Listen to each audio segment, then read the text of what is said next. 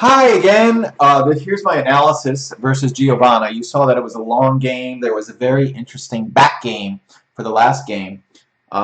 Just right off the bat, I was a pretty smart mouth in my commentary in the beginning. Turns out both Giovanna and I, according to GNU, played awful. I wouldn't have said that for either. Of course, I thought I played excellently, and I thought Giovanna played a little bit less excellently, but still excellent. We both got low scores in the rating. I got 15-15. Giovanna got 14-10. Those are both terrible amateur scores, and I thought we played better. So let's see what happened. Okay, well here, I played well. The computer thinks Giovanna should have doubled a lot earlier. And let's see. This is a doubtful, but starting here, Giovanna said this was the GNU said this is enough for Giovanna to double. He or she had 3 of my guys back, and I did not have an advanced anchor, so that was enough. Barely enough, but enough. See, Giovanna had a 70% chance of winning. Then it increased as Giovanna developed 6, 5, and 4 point of his inner board, and I still had 3 back, and I had nothing going on in the inner board. And by the third, I did have a 3-point anchor, but he had moved all his guys out of harm's way, and he should have doubled even there. He eventually did double, and I, of course, dropped, and that was the end of the game. 2. Okay, let's just go straight to the bad move. We both did badly on the doubles, by the way, but let's look at this. 2-1. Computer says I did terribly. Red is terrible. Usually when I analyze at my level of the 1700s, I only analyze the reds and maybe some of the blues sometimes if I felt very confident. So I got a 2-1. 6-5, 6-4. The computer said, yeah, develop your inner board. This is not scary because you already have a 3-point anchor. Moving an anchor up 1 is not a big deal. Of course, so the computer wanted me to do this. So build your inner board. You're going to send somebody back. It's still early in the game, is what the computer is saying. I instead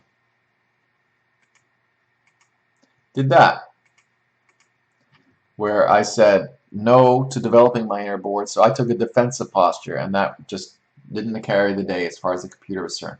0.19 differential is a big deal. I lost 1% of the match already at that point. And even though we've only played about 15 rolls, because the first game was short too, my chances of winning the whole match are down to 34%. Game 3. Here we both played perfectly. I doubled at the right time, just barely. And Giovanna wisely dropped, and it was pretty obvious, only 17% chance of winning. I'm going to save my energy for the last game. This is a long game. We both made lots of terrible plays. And notice this. Look, it's a 64 move game. Most games, when you play them to the finish, are about 30 moves. So it was a very long game. Okay, let's start over here with my first poor roll. The game was still about tied at this point. I moved in. I wanted to tease these guys out, so I moved into here. I wasn't scared. I wanted him to break his inner board points to knock me back. I thought that was a fair trade. I think I said so. Computer said, nope, do that. Play it safe. And that was worth 1%. So I'm losing at this point because he has some anchors. I don't. It's basically one. Giovanna made a poor move here, which is 3-1. He knocked me back over here, which is wise.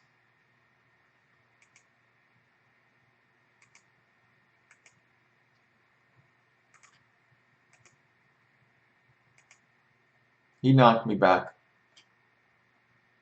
But what he should have done is knock me back bar 22, 6-5. Bring this guy up a little bit. So it's still tied. As I said, it's still tied. Let's look at Giovanna's next move. He had an advanced anchor. It's still roughly tied. He had 2 anchors in. I had 1. Giovanna.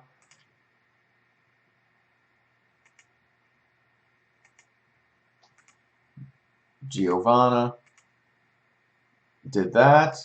8-2-6-3. So he's trying to build his inner board. Computer said no. He should run.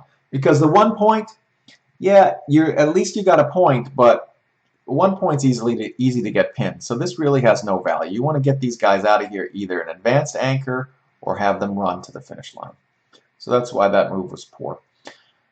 But still, 48% chance of winning. Okay, over here, 2 tough moves by Giovanna. He should have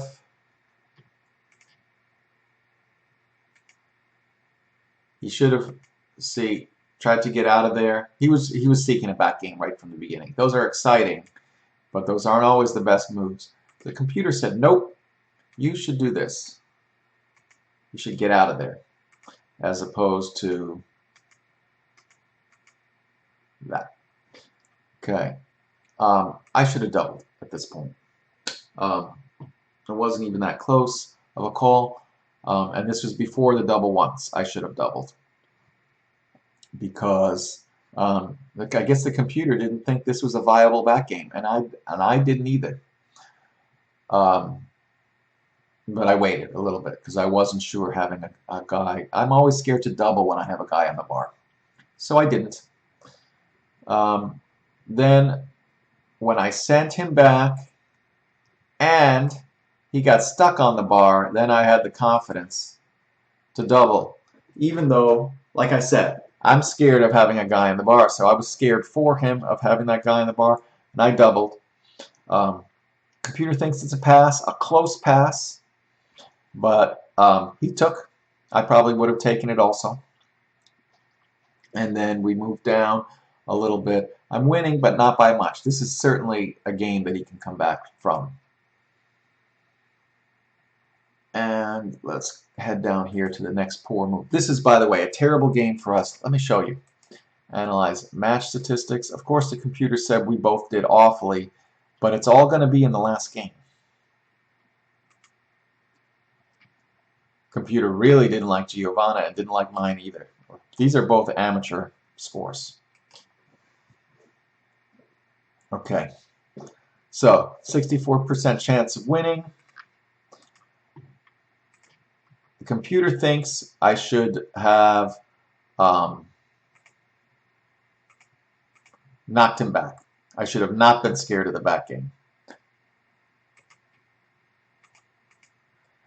I was a little bit scared of the back game, remember, and I did that, and I just moved him forward. I was still trying to pace this out. So, see, we both played the back game wrong, is what it comes down to. Look, I made 1, 2, 3, 4, 5, 6, 7 bad moves in a row. Basically, because I was scared of the back game, the computer wasn't. But as I did that, 64% chance, 66, 67, 60, 73, 67. So even though I made those 7 bad moves in a row, that just shows sometimes it's a dice. I was scared of the back game. The computer wasn't. I'm still got a 64% chance of winning.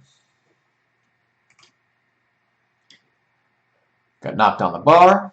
That was fine. Remember, I wasn't too scared because I said, oh, I can at least hit this 5-point. And when I came back in, 2-4, show. So I sent him there and I covered up. I've still had a 60% chance of winning.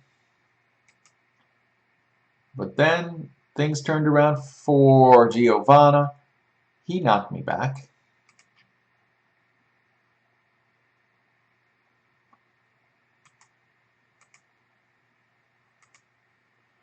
And now I have two guys back, and it's roughly even. Let's see how the finish of the game. Okay, then I spent some time on the bar. Boom.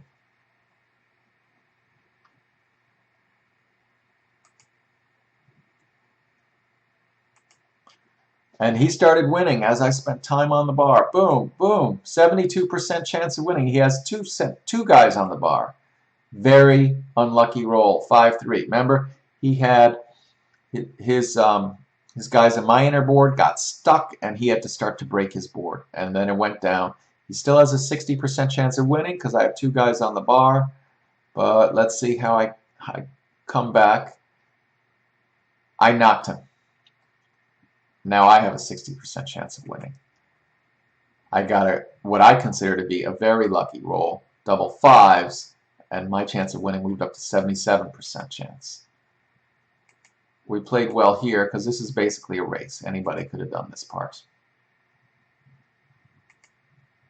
71% chance of winning. We're just racing around the board.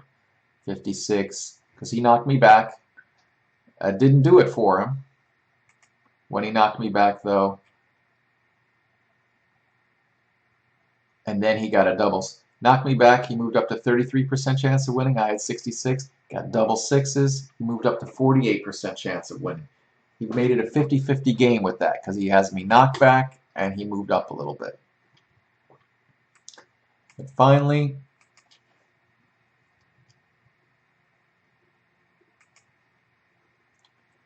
some poor rolls.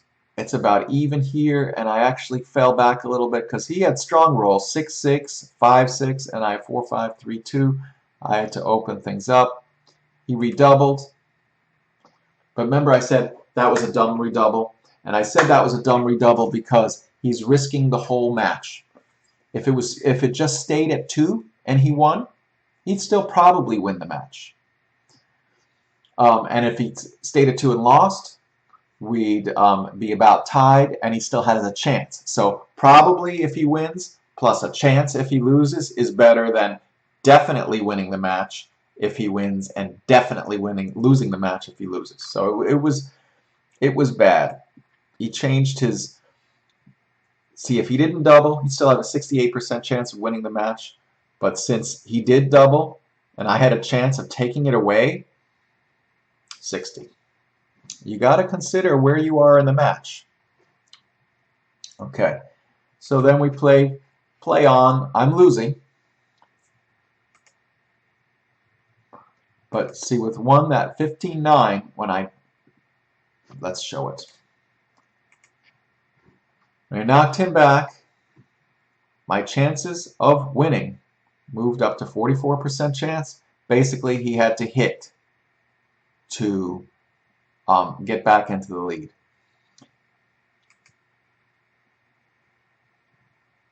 He didn't, and his chances moved down. So even though he got in on the next roll, because he didn't hit and knock me back, and I'm winning the race, and he's almost pinned back, he's got a 37% chance of winning. I have a 69% chance of winning.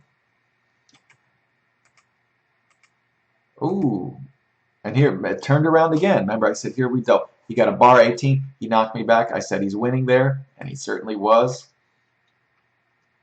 There would have been a double, another double in here. This could have been a very high point game if it wasn't for the fact that it was only a 5-point match.